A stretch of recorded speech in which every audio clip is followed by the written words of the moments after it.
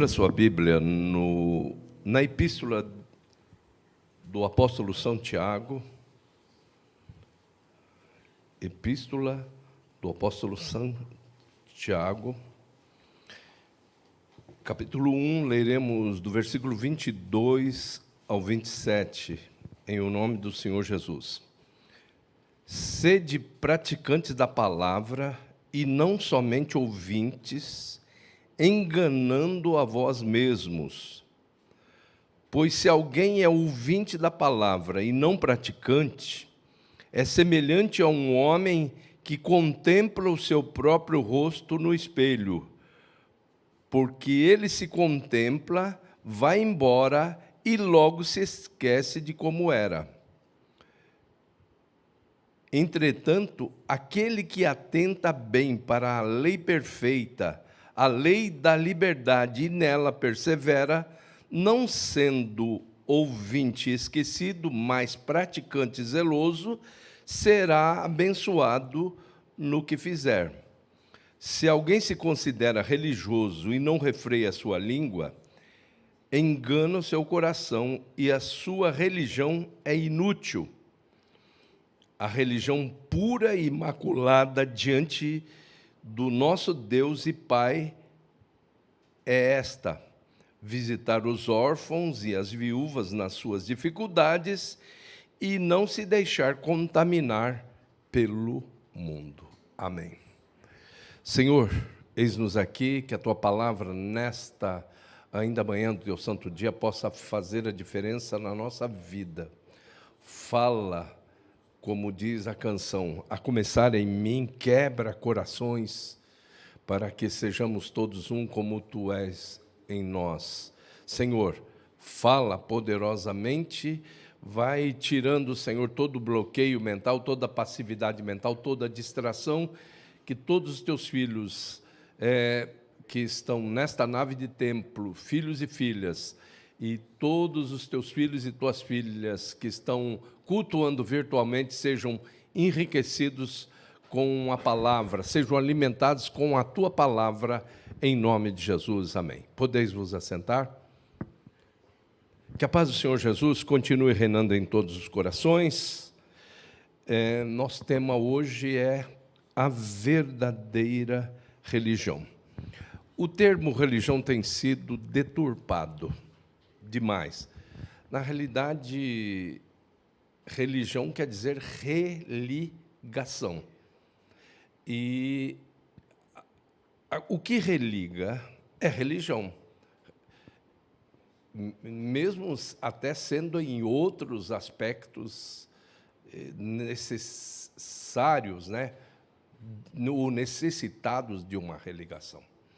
Mas no caso da principal necessidade do ser humano, que é, em primeiro lugar, a religação com Deus, todos pecaram e destituídos estão da glória de Deus. Então, a necessidade da religação vertical, ou seja, do ser humano com Deus, Jesus já começa a demonstrá-la com o seu corpo na dimensão vertical. E com os seus braços abertos, ele religava homens com homens àquilo que fora destruído, a começar por Caim, passa a ser reinstalado nessa religação de Cristo na dimensão horizontal. Então, a verdadeira religação, ela acontece no sentido horizontal e no sentido vertical. Aliás, primeiro no sentido vertical e depois no horizontal. O apóstolo Santiago, ele está falando das 12 tribos dispersas. É muito importante você entender, para entender contextos, né? Quem está falando, a quem está falando, quando está falando. Então você vai ver no primeiro versículo da epístola, da carta, ele está dizendo: Tiago, servo de Deus, ainda que pudesse ter até alguma questão consanguínea, ele diz, servo do Senhor. E ele começa falando assim, eu considero Tiago assim, uma pessoa altamente objetiva. Ele vai direto no assunto. Você pode ver a epístola dele toda, ele enxuga mesmo, ele não usa meias palavras, ele vai direto ao assunto. Enquanto você vai ver um Joãozinho, que fala de filhinhos, aquela questão toda. Tiago não, Tiago fala assim, é o seguinte, bem-aventurado, felicíssimo varão que sofre tentação. Esse negócio de ficar reclamando da vida aí, porque está sofrendo tentação. É feliz a pessoa que sofre tentação, porque quando for provado, receberá a coroa da vida. Então, não adianta você fugir disso, porque se Jesus, o nosso modelo maior, nossa referência, o nosso protótipo, ele foi levado para o deserto pelo próprio Espírito Santo, para ser tentado pelo inimigo, vocês também vão entrar nessa. Vocês vão nesse mesmo caminho. Quem quiser vir após mim. Então, Tiago ele vai direto no assunto.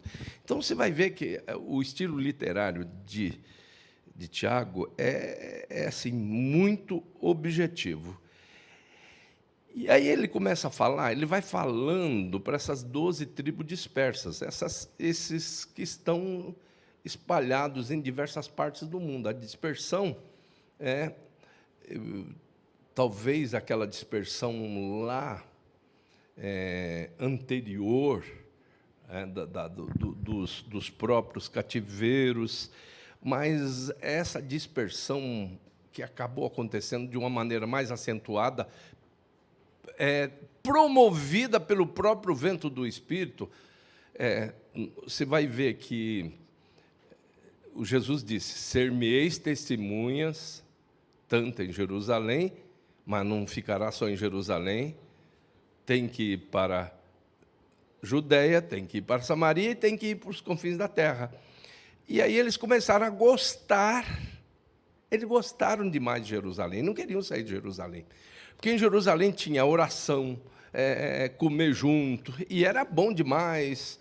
E, orientados pelo próprio Espírito Santo, eles começaram a vender as propriedades e repartir. Eles tinham realmente um comunitarianismo, não é comunismo, é comunitarianismo. Eles tinham. Estava muito bom.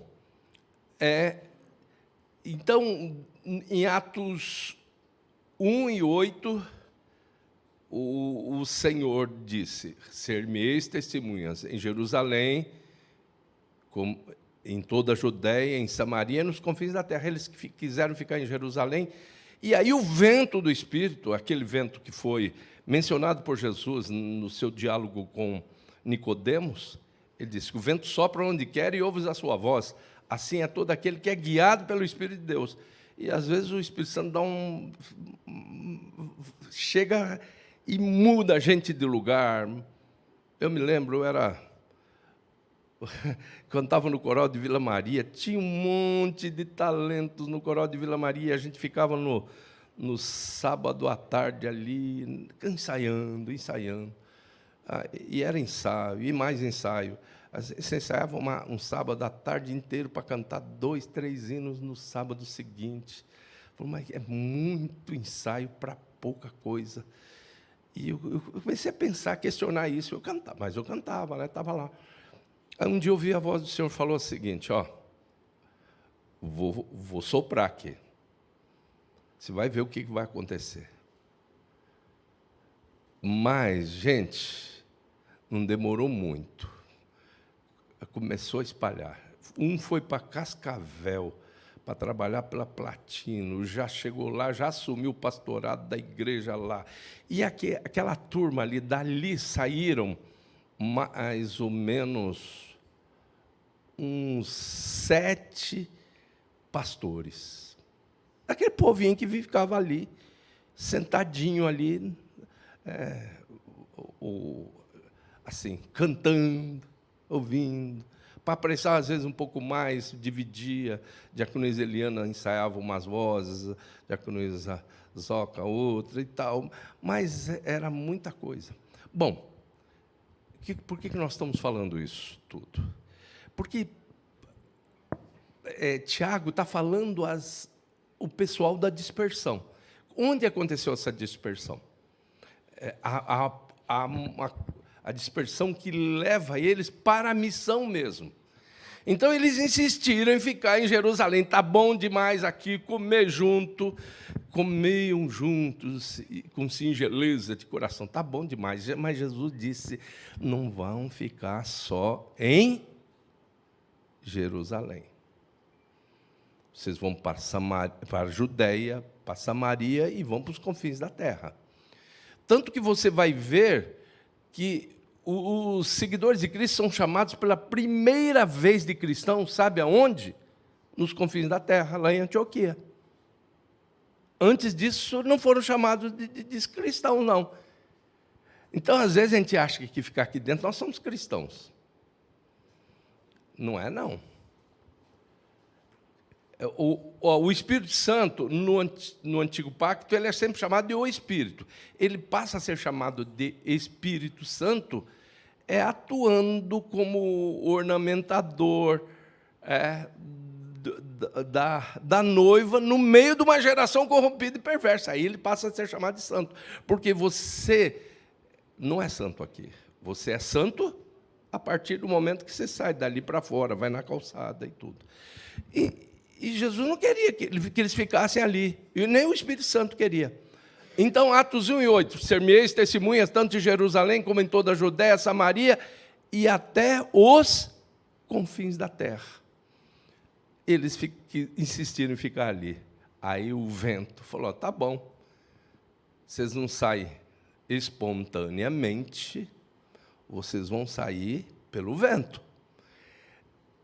Inverte o número, Atos 1 e 8, Atos 8 e 1, aconteceu uma grande perseguição, e todos foram dispersos, só ficando em Jerusalém os apóstolos originais. Então, Tiago está falando para esse povo, para as 12 tribos dispersas, essas tribos que estavam representadas lá no dia de Pentecostes. Lá havia pessoal, gente de 16 nações. Tem um cântico nosso que falava de 17 nações, mas é porque ele conta com os prosélitos. Prosélito é um gentil convertido ao judaísmo, mas não existe a prosélia, uma nação. Prosélito é aquele que sai de gentil e passa a ser convicto judeu. Então, eram 16 nações que estavam ali. Então, Tiago está falando para esse pessoal da dispersão. Ele está falando o quê?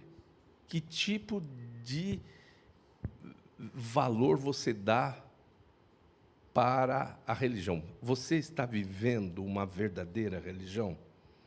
Porque a verdadeira religação, como disse, tem duas dimensões. Primeiro, a vertical, Jesus com o seu corpo na vertical, religando o homem com Deus, e Jesus de braços abertos, religando homens com homens. E ele, nesse poder de síntese dele, ele diz o quê? Olha, é fantástico, né? O poder de síntese dele, ele diz que a verdadeira religião é essa, a religião pura e imaculada. Presbítero?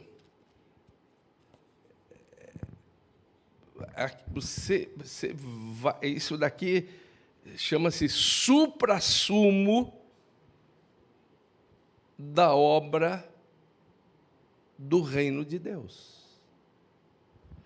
Aqui, ó.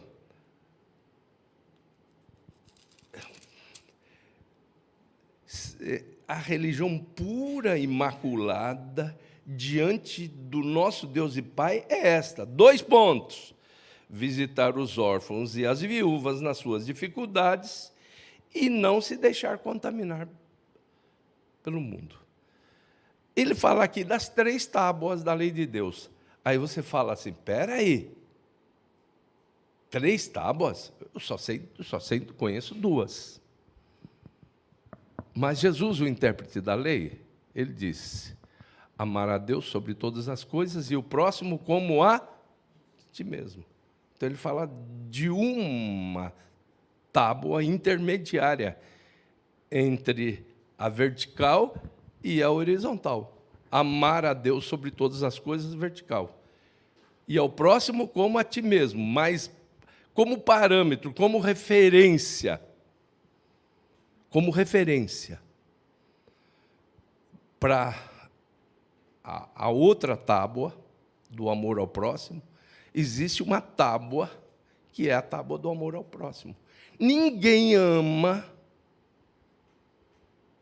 o próximo sem saber se amar. Amarás o teu próximo como a ti mesmo. Se você não se ama, consequentemente, você não sabe amar o próximo. Então, o poder de síntese de Tiago aqui é maravilhoso. Olha só, a religião pura e imaculada, ou seja, o suprassumo da questão da religião é esse. Religião pura e imaculada diante de Deus e nosso Pai é esta. Visitar órfãos e viúvas nas suas dificuldades e não se deixar contaminar pelo mundo. E ele leva em mente aquilo que Jesus chamou de próximo. O que é o próximo? Próximo é o próximo. É o que está mais próximo, aquele que está mais necessitado. Há um coração contrito e aflito, Deus não despreza. Quem Deus está mais próximo? Quem que você acha que Deus estava mais próximo? Ou na parábola do filho pródigo. Você imagina muita gente, né, que é bem da escola do irmão do filho pródigo, que o pai deveria estar lá fazendo carinho, fazendo cafuné no filho mais velho, né? E fechar a porta definitivamente para o mais novo que foi embora. Mas quando você olha, quando ele cai em si, né? E cair em si é cair para cima. Se você não sabia, fique sabendo que cair em si é cair para cima. Você já viu cair para cima?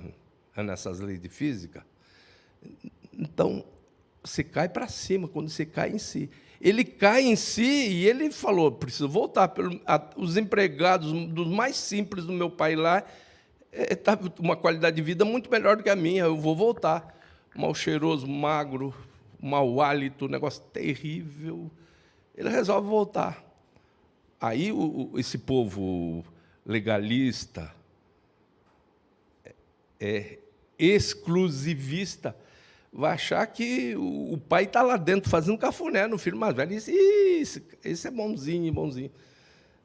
Ele imagina, o próprio filho mais novo imagina que o pai ia estar lá dentro, que ele precisa chamar alguém para chamar o pai e tal. Quando ele chega na porteira da fazenda, quem está no pé da escada da casa principal da fazenda? O pai está lá esperando. Então, quem é esse próximo? Lógico que não é só visitar. Então, visitar os órfãos e as viúvas. Você vai ler em Deuteronômio 27, 19, e depois em Êxodo 22 e 24. Por que Deus está trazendo essa palavra? Sabe por quê, queridos? Nesses últimos tempos, o Espírito de Deus tem nos mostrado que a pregação do Evangelho tem que ter um toque humanitário. Se não tiver um toque humanitário, não é verdadeira religião. O simples fato de eu dizer, não, nós vamos abrir uma igreja, uma catedral no centro de Bruxelas. Isso é evangelho, não é evangelho. Se tiver necessitado lá, sim. Essa arrogância, ela não é. É lógico que lá em Bruxelas tem muita gente necessitada, sim. Não tem menor dúvida. Olha só, como é que era visto a questão do povo de Deus, como Deus queria que fosse administrada a condição, ou a presença de pessoas necessitadas no meio do povo de Israel. Olha só. Maldito aquele que violar o direito do estrangeiro, do órfão e da viúva. E todo o povo dirá, amém. Isso é uma das maldições que foram enunciadas a partir do Monte Ebal. Tem o Monte Gerizim, que eles gostavam demais, né? Principalmente os samaritanos posteriormente, e no pé do Monte Gerizim está o poço de Jacó, que aquela samaritana, foi ali que Jesus teve um encontro com a samaritana. Ali, mas no Monte Ebal foram anunciadas maldições. Maldito aquele que violar o direito do órfão, do estrangeiro e da viúva. Quantas meninas dos olhos você tem? 2. Deus tem 3. Órfão, estrangeiro e viúva. Eu experimentei isso no Chile, no meio de uma guerra civil, na época do Pinochet. Tiros para todos os lados, pedras, os revoltosos desligaram a luz da cidade, ficou a noite sombria, era uma noite nublada, não tinha claridade da lua. E no meio daquele perigo, nós com umas 250 pessoas na praça central, numa faculdade na praça central da cidade, com medo de que fôssemos tomados como reféns, algum de nós lá. E fui conversar com os carabineiros e tudo, e aí depois conversei com os carabineiros e eles mostraram pessimismo. Falou, se eles pegarem algum de vocês, nós vamos ficar com mãos e pés atados, nós não vamos conseguir fazer nada. Aí eu falei assim, falei com o senhor, tive aquela conversa de pé do ouvido com o senhor, falei assim, o senhor vai deixar a gente morrer aqui, e principalmente eu, morrer longe da minha esposa e dos meus filhos? O senhor falou, nunca se esqueça disso. Todo missionário é imortal até que eu cumpra a sua tarefa. E aí ele me fez lembrar de que eu era estrangeiro. Estrangeiro. Está vendo aquelas meninas ali, ó? Meninas de Deus. As 5 que vêm aqui e trazem outros aqui dentro. Gente, cuide bem.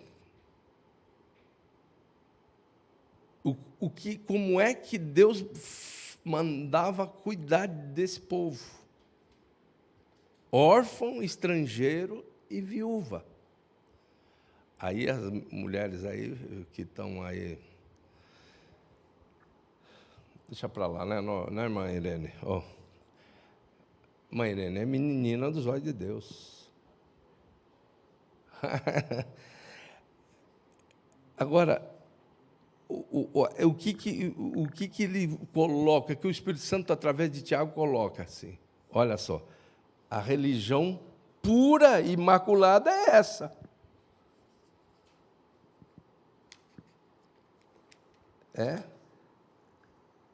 A religião pura e imaculada diante de Deus e nosso Pai é visitar órfãos e as viúvas em suas dificuldades e não se deixar contaminar.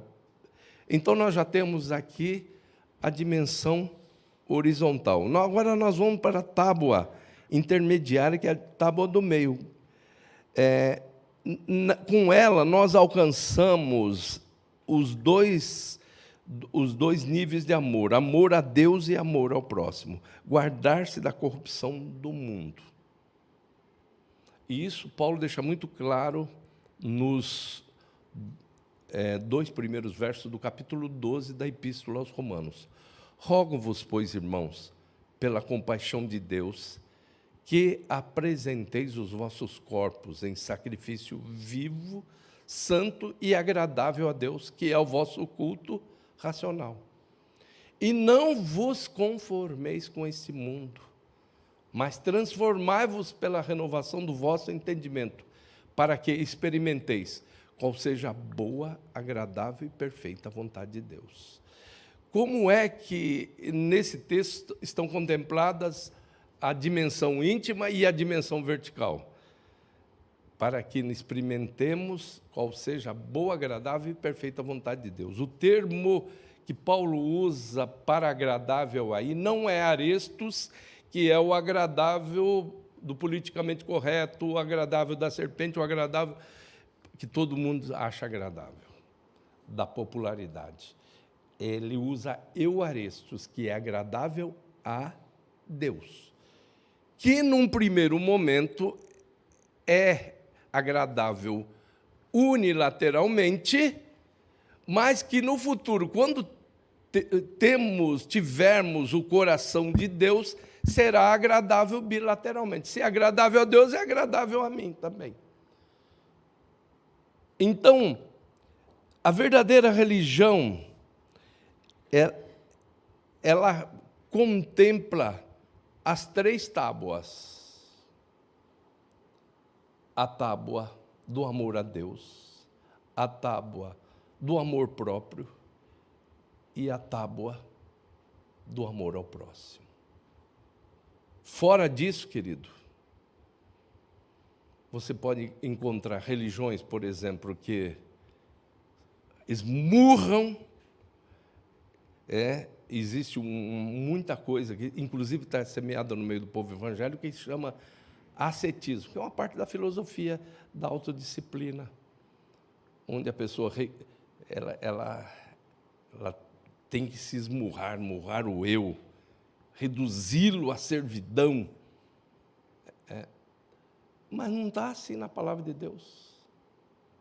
A palavra de Deus fala de alegria, né? O Espírito Santo, através de Paulo, diz: alegrai-vos, regozijai-vos, outra vez vos digo, alegrai-vos.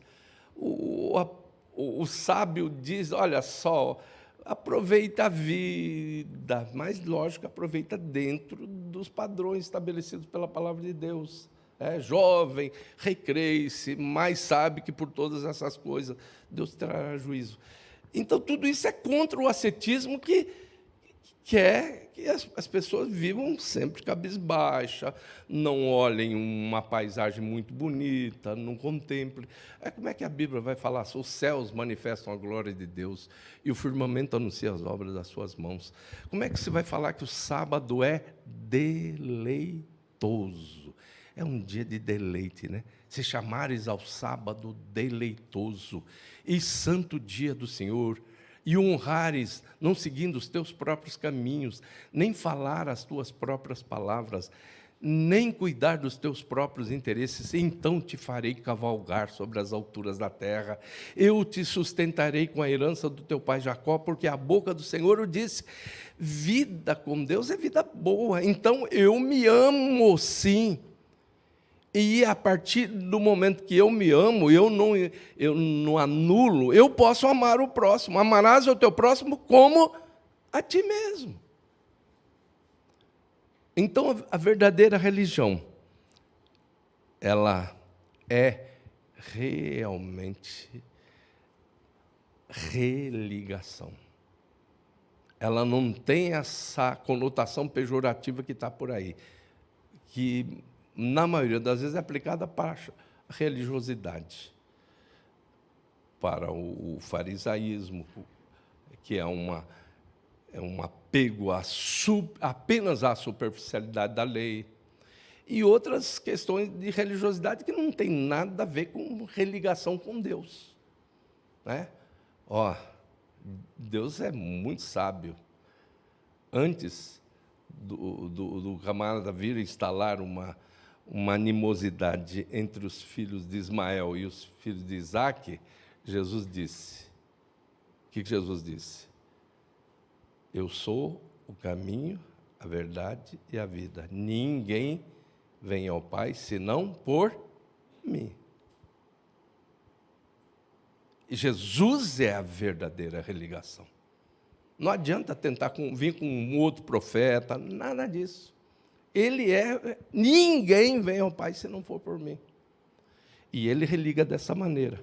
A verdadeira religião, ou a religião pura e imaculada, diante de Deus e nosso Pai, é esta: visitar os órfãos e viúvas nas suas dificuldades, ou seja, amar o próximo como a si mesmo, e não se deixar contaminar pelo mundo, levando em conta a soberania de Deus e o quanto eu devo me amar para ser referência no amor ao próximo.